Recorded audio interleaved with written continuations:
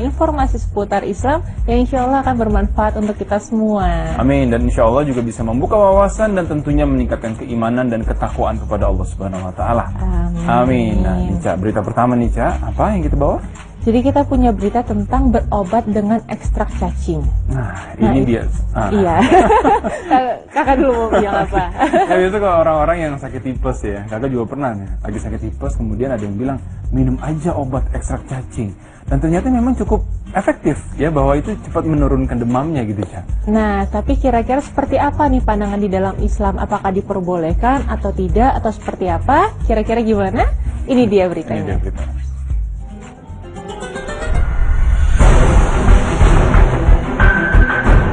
Berobat dengan ekstrak cacing, bolehkah?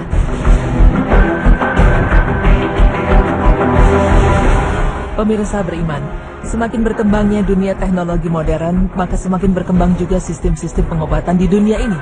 Baik itu dari alat-alat pengobatan maupun obat-obatan yang berasal dari berbagai bahan. Ketika kita berbicara tentang obat, pasti kita lebih berpusat pada khasiat dari obat tersebut. Baik tidaknya obat tersebut dinilai dari manjur dan amannya obat. Namun kita sering mengabaikan asal-usul dari obat itu sendiri. Padahal tak jarang, beberapa penemuan obat berawal dari hal-hal yang kotor dan menjijikkan. Salah satunya adalah dengan menggunakan bahan dasar ekstrak cacing di dalam obat. Namun, bolehkah sebenarnya berobat dengan ekstrak cacing? Kali ini tim Berita Islami masa kini akan memaparkannya untuk Anda.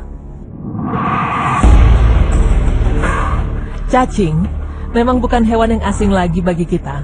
Hewan yang tergabung dalam kingdom Animalia ini tentu sangat sering kita dapati ketika kita mencangkul tanah dan membajak sawah ataupun yang lainnya. Di zaman kerajaan Mesir terdahulu, cacing tanah dianggap sebagai makhluk yang suci. Di negara Yunani sendiri, menganggap bahwa cacing disebut sebagai ususnya tanah.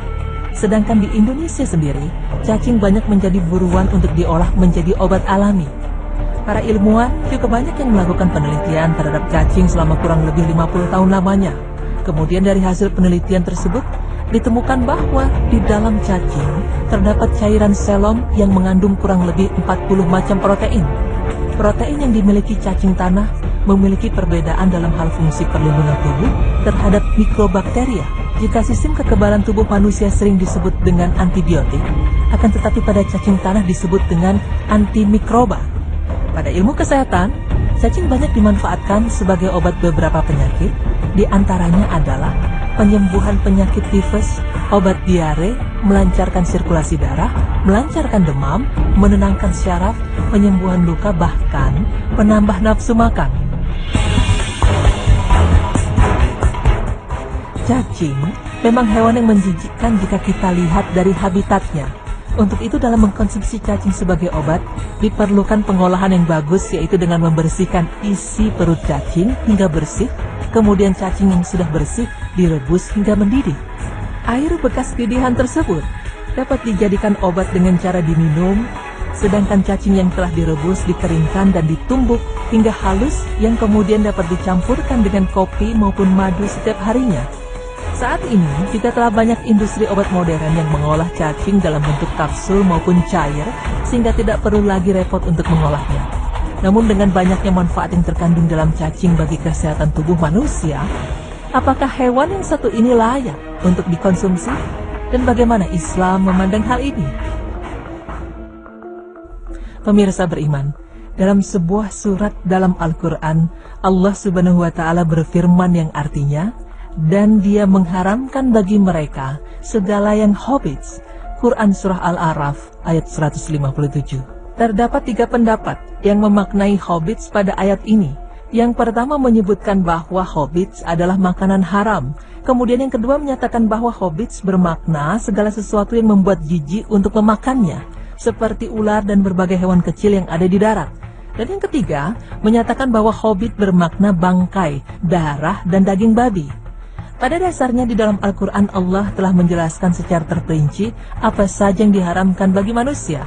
Sebagaimana firman Allah Subhanahu wa Ta'ala yang artinya, katakanlah, tiadalah aku peroleh dalam wahyu yang diwahyukan kepadaku sesuatu yang diharamkan bagi orang yang hendak memakannya, kecuali kalau makanan itu bangkai atau darah yang mengalir atau daging babi.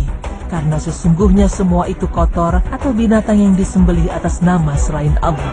Quran Surah Al-An'am ayat 145. Namun dalam konteks cacing sebagai obat, kita perlu meneliti lebih dalam lagi apakah ada dalil yang melarang untuk mengkonsumsinya. Jika tidak ada, maka kembali ke hukum asalnya yaitu halal, karena standar menjijikan bagi kita bukanlah standar setiap orang, namun dikembalikan pada dalil. Karena hingga kini belum ditemukan dalil yang jelas menyatakan bahwa cacing haram untuk dikonsumsi, maka dari sini tidak masalah jika cacing digunakan sebagai obat, sebagai pakan ternak ataupun dibudidayakan. Namun meskipun jika cacing dianggap haram karena menjijikkan, cacing diperbolehkan untuk dikonsumsi jika dalam keadaan darurat dan jika tidak ada lagi obat lain yang dapat menyembuhkan penyakit tersebut, kecuali cacing. Sebagaimana Allah Subhanahu wa Ta'ala juga telah menegaskan dalam firman-Nya yang artinya, tetapi barang siapa dalam keadaan terpaksa memakannya sedang dia tidak menginginkannya dan tidak pula melampaui batas, maka tidak ada dosa baginya. Sesungguhnya Allah Maha Pengampun lagi Maha Penyayang. Quran Surah Al-Baqarah ayat 173. Semoga informasi ini dapat bermanfaat dan dapat menambah pengetahuan kita.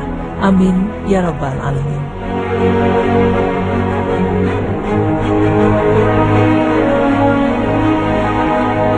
Dan berbagai hewan kecil yang ada di darat. Dan yang ketiga, menyatakan bahwa hobbit bermakna bangkai, darah, dan daging babi.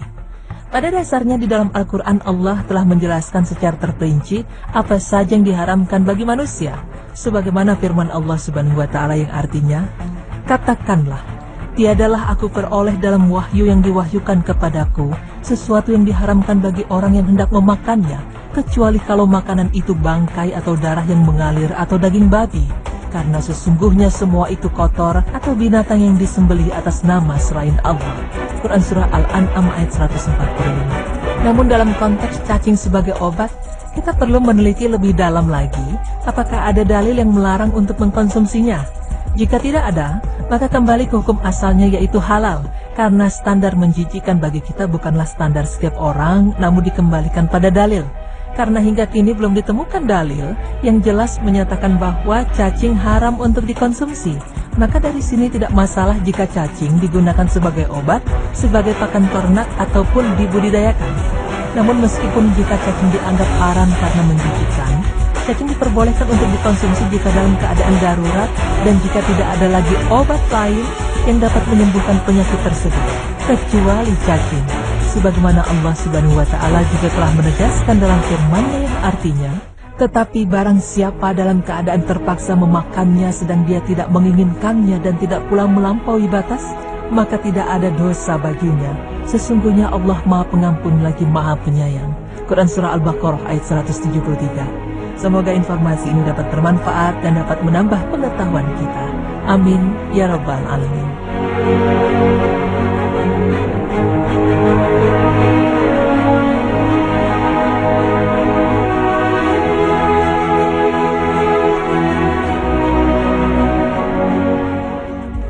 Jadi mengkonsumsi ekstrak cacing untuk pengobatan kita memang belum ada dalil yang menyatakan bahwa itu dilarang.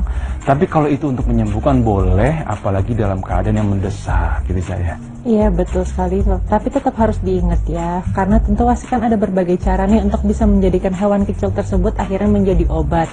Karena gimana pun juga kita gak boleh memakannya langsung. Betul, dan yang paling penting adalah kita harus berhati-hati apapun yang kita konsumsi yang masuk ke dalam tubuh kita pastikan bahwa itu halal, tidak ada larangan dalam Islam supaya badan kita sehat dan juga berkah insya Allah. Betul sekali. Ini kita ingin mengingatkan pemirsa jangan lupa untuk menyaksikan bioskop Trans TV mulai 30 Mei 2016 setiap hari pukul 19 waktu Indonesia bagian Barat dan juga pukul 21.00 waktu Indonesia bagian Barat hanya di Trans TV. Betul sekali. Nah setelah ini pemirsa kita masih ada berita menarik lainnya nih. Jadi jangan kemana-mana, tetap di Berita Islami Siang.